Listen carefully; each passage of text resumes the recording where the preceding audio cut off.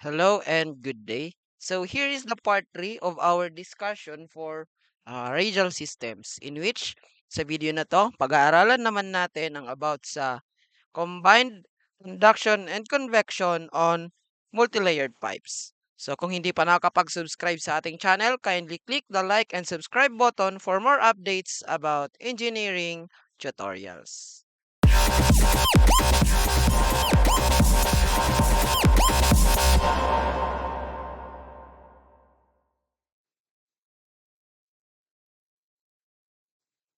Okay, so pipes with combined conduction and convection. So sa mga past videos natin, ang pinag-aralan natin is multi-layered pipes which is purely conduction ang nangyayari. So, sa video na to is all about pipes and what if dun sa pipe is merong hot fluid, say example, may hot fluid na nagfo-flow dun sa loob and dun sa labas is merong mga malalamig na fluid. Say example, mainit yung fluid dito sa loob. Mainit yung fluid dito sa loob, 'yan, may fluid diyan, and yung nasa labas na fluid is malamig. Okay, malamig yung fluid diyan sa labas natin. So, we assign yung hot fluid natin as T infinity 2, okay? At T infinity 1 yung nandito sa loob,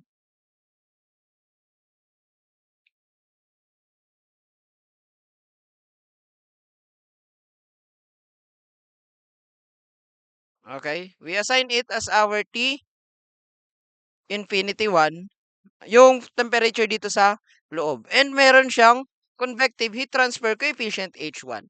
Meanwhile, yung nandun sa labas, i-assign natin siya as T infinity 2. So, this is T infinity 2 and H2. So, merong temperature difference between T infinity 1 and T infinity 2. So, the tendency of Q or the heat flow is lalabas siya papunta doon sa T infinity Q. T infinity 2. Assuming that T infinity 1 is greater than T infinity 2. Or vice versa, pabalik naman yung direction. Now, if ganito yung assumption natin na mas mataas yan, so by using electrical circuit analogy,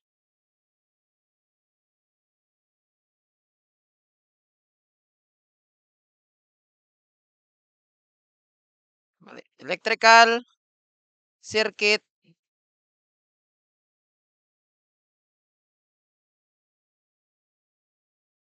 dito tayo mag-start sa temperature T infinity 1. So, di ba dadaan muna yan dito, which is nagkaroon tayo ng resistance by convection 1. So, convection 1 yung nangyari dyan sa part na yan. Okay? Oh, wait. After dyan, nandito na siya, which is also yung temperature sa inside surface natin. Nilalagay natin siya as T1 dyan sa part na yan. Then, nung umusog siya konti, meron na dito sa part na to. So, that is resistance by conduction. Conduction 1. And then, nandito, interface temperature, TB. And then, after that, nung lumampas siya dyan, dito na siya sa part na yan. Which is, nagkaroon ulit ng resistance by conduction 2. Okay? And then, dito na, T2. And then, saka na dumaan sa resistance by convection 2.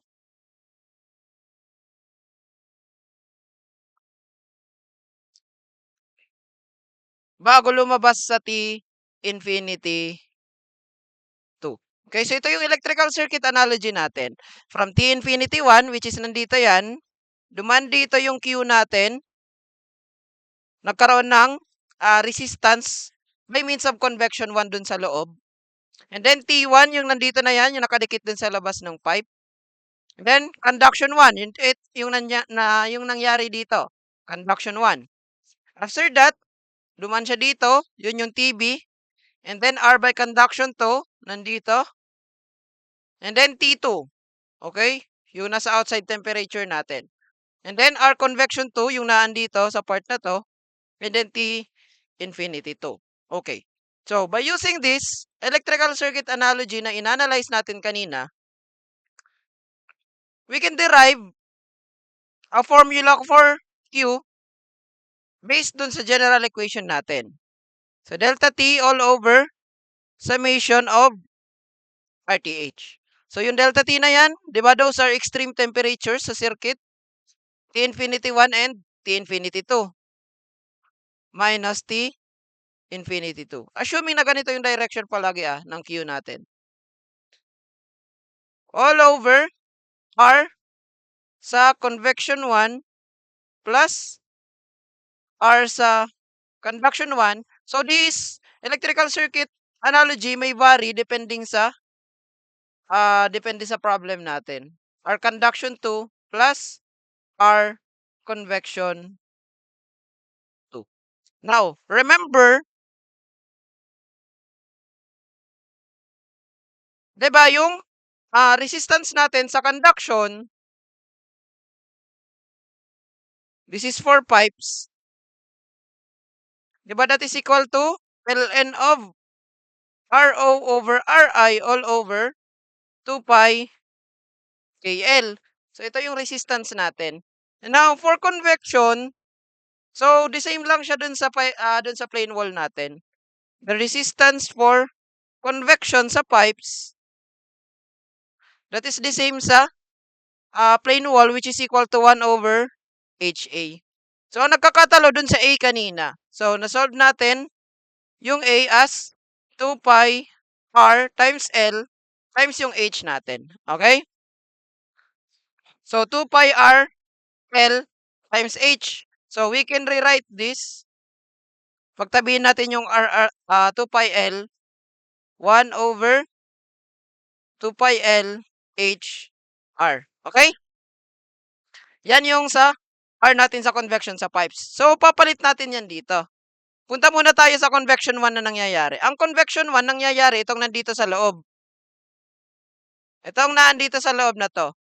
So, ano yung area na i-consider natin? So, we will consider the area nitong nandito sa pinakaloob. Considering na, ito yung radius natin, radius 1, R1. Ito yung R2. Nandito yung ating R3. Okay? So, ang i-consider natin surface area, yung tumatama sa convection 1. So, yung convection 1 is dito lang naman tatama sa loob. Yung surface area lang naman yung pipe dun sa loob. Okay? So, therefore, that convection 1, we can say na yung convection 1 dito, yung radius niya is equivalent sa radius inside. And yung H is equivalent sa H inside. This is L. 2 pi L.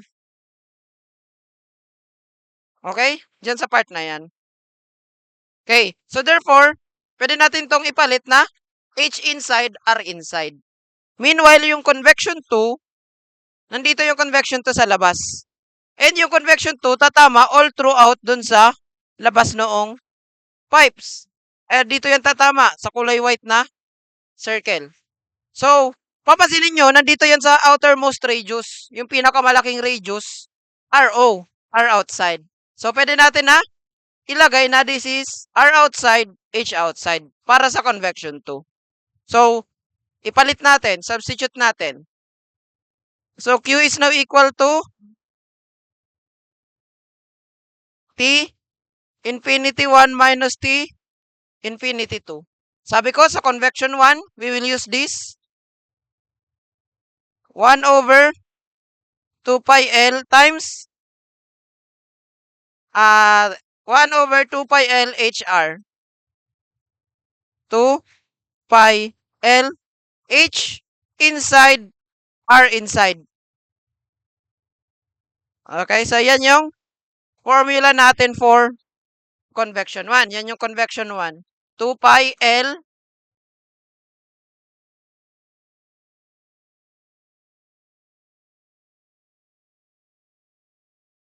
H inside R inside. How about conduction 1? Ito na yung conduction 1 natin. Plus ln R2 over R1 all over 2 pi K1L plus sabi natin kapag conduction itong 2, bababa lang yan dun sa Ln, R3 over R2, 'di ba? Bumaba lang siya sa denominator over 2 pi K2L plus yung convection outside natin 1 over 2 pi L HO RO. Okay? So, yung 2 pi L na yan, kung ayaw nyo nang i-simplify, pwede nyo rin yang i-simplify, itaas natin sa numerator. Pero, sa atin, sabi ko nga, mas okay na yung ganito since ang pinagpapraktisan naman natin dito is solving of problems. Hindi naman tayo magko-contest sa quiz show.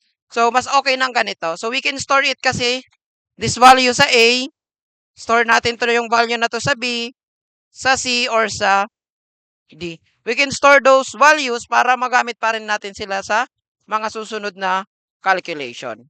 Okay? So, that's the general formula na ginagamit for combined mode sa pipes. At tandaan natin, the Ri is the innermost radius, meanwhile the Ro is the outermost radius.